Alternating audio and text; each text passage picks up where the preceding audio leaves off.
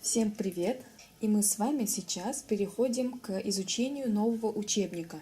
Данный учебник предназначен для учеников, говорящих на татарском языке и обучающихся в русских школах или в первом классе. Обратите, пожалуйста, внимание, что данный учебник – это не учебник по чтению, а это учебник по языку. Если вы собираетесь обучать вашего ребенка татарскому языку, вы можете воспользоваться данной информацией, так как информация здесь систематизирована, обработана и рекомендована Министерством образования Республики Татарстан, то вы смело можете использовать данную последовательность. Если мы посмотрим содержание, то мы видим, что у нас больше 10 параграфов. Я буду снимать одно видео на один параграф. Итак, начнем. Сөйлем, cümle, текст. Речь, предложение, текст. Давайте прочитаем правила. Кагыйдә. Кешеләр, авазлар, сүзләр һәм cümләләр ярдәмендә аралашалар. Аралашу ике төрле була. Телдән әйтеп сөйләү һәм язып сөйләү. Кешеләр белән очрашып һәм телефон аша әйтеп сөйләшәбез. Телевизордан, радиодан сөйләү дә телдән сөйләү була.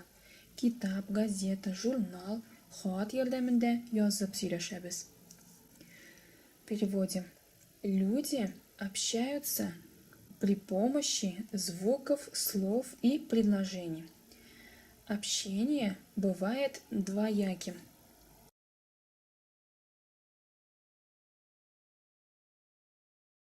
Встречаясь с людьми и через телефон мы разговариваем устно. Вещание по телевизору и радио – это тоже устная речь. При помощи книг, газет, журналов и писем мы разговариваем письменно. То есть своими словами мы можем сказать, если мы разговариваем при помощи звуков, то это устная речь.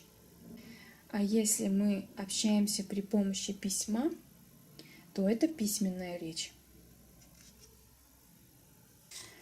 Әйтелгән яки язылган сүзләр, cümләләр сөйләм дип атала. Сказанные или написанные слова предложения называются речью. Давайте выполним первое упражнение. Беренче күнегү. Ука. Читай. Син ничәнче сыйныфта укыйсың? Мин беренче сыйныфта укыйм. Ты в каком классе учишься? Я учусь в первом классе. И задание к этому упражнению. Беренче cümлә беткәч, нәрсә куелган? Какой знак препинания стоит после окончания первого предложения? Знак вопроса, сорау белгесе. Cümләдә сорауны белдергән сүзне табып ука. Прочитай слово, которое выражает вопрос. Ничәнче. Икенче cümлә беткәч, нәрсә куелган? Что стоит после окончания второго предложения? Точка, нокта. Шигырьне ука. Бала күбәләккә ничә сорау биргән? Аны каян белдең? Прочитай стихотворение. Сколько вопросов задал ребенок бабочке? Откуда ты это узнал? Әйт әле, күбәләк, сөйләшик бергәләп. Бу кадәр күп очып, армыйсың син ничек? Ничек соң тормышың? Ничек көн күрмешең? Сөйләп бирче тезеп, табаламсың ризык. Скажи, пожалуйста, бабочка, давай поговорим вместе. Ты так много летаешь, как ты не устаешь? Как у тебя жизнь?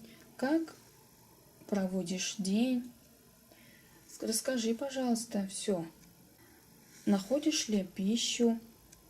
Выполняем задание. Сколько вопросов ребенок задал бабочке? Мы будем смотреть на вопросительные слова или на вопросы. Раз, два, три, четыре. 4 вопроса задал ребенок. Откуда ты узнал? Откуда мы узнали? Мы посчитали вопросительные слова. Нищик, нищик, нищик.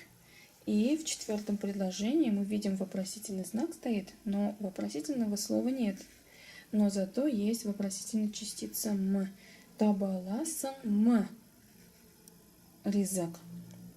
Здесь имеется в виду, но во времена Габдуллы Тукая можно было написать и табаламсың язык, то есть вопросительная частица «м» перешла в середину слова. Но это то же самое слово, что и табаласың. Получается, если есть вопросительная частица, это тоже вопросительное предложение. Таким образом, у нас 4 вопроса. Қағида, правило. Сөйләшкәндә кешеләр бер-берсенә нәрсәдә булса хәбәр итәләр, кушалар, боералар яки бер-берсеннән нәрсә турында булса да сорыйлар. При разговоре люди друг другу что-нибудь сообщают, просят, велят или что-нибудь друг у друга спрашивают. И мы с вами, выполняя задания номер 1 и 2, убедились в том, что предложения бывают у нас разные. Там есть вопросительные предложения и обычные повествовательные. Мы убедились в том, что предложения могут заканчиваться и с вопросительным знаком, и с точкой. Үшінші көнігу. Третье упражнение. Оқы текста неше жүмле бар. Прочитай, сколько предложений есть в тексте. Әни әйтә, әбиләрең 5-нче катта торалар, ди. Без баскычлар буйлап шул 5-нче катка атлыйбыз. 1-не менәбез, 2-не, 3-не менәбез, 4-не, 5-не. Бик күп баскычлар менсәк тә, әле без бары 1-нче катта гына. Ә безнең әбиләр 5-нче катта торалар. Переводим. Мама говорит: твоя бабушка живет на 5-м этаже. Мы шагаем по лестнице на 5-й этаж. Поднимаемся на 1-й этаж, 2-й, 3-й, 4-й и 5-й. Несмотря на то, что поднялись на очень много лесенок, мы все еще только на 1-м этаже. А наша бабушка живет на 5-м этаже. Отвечаем на вопрос, сколько предложений в тексте. Считаем. 1, 2, 3, 4, 5. Откуда я узнала, что 5 предложений? Я просто посчитала знаки препинания в конце предложения. Детям необходимо объяснить, что двоеточие не означает, что предложение закончено. Показывает на то, что закончилось предложение, знаки препинания как точка, вопросительный знак и восклицательный знак. Всего 3 знака.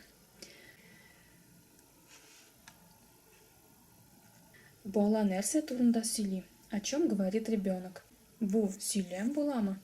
Это речь? Как вы думаете? Читаем правило. Сөйләм җөмләләрдән төзелә. Җөмлә сүзләрдән төзелә. Речь состоит из предложений, предложение состоит из слов.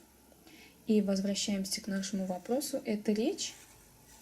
Мы можем ответить, речь это или не речь, когда мы знаем, что речь состоит из предложений. Да, это речь. А в этом тексте у нас всего 5 предложений. Составь текст об осени. А что такое текст? Из чего он состоит? Текст состоит из предложений. Получается, ученику 1 класса нужно составить текст, используя для этого короткие предложения. Нужно написать примерно 4-5 предложений. Мы можем потренироваться, описывая этот рисунок. Итак, наш текст должен быть об осени. Мы смотрим на рисунок, видим, идут мальчик и девочка, держат они в руках букет цветов, одеты в школьную форму, значит, наступила осень. Наверняка это 1 сентября, и они идут в школу учиться.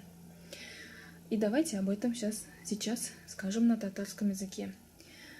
Бу рәсемдә кыз белән малай сурәтләнгән. Малай алдан бара. Аның кулында чәчәк бәйләме. Кыз да чәчәк бәйләмен тоткан. Алар икесе дә мәктәпкә бара. Чөнки бүген 1 сентябрь, белем көне. Бу 1 сыйныф укучылары. Алар мәктәпкә укырга баралар.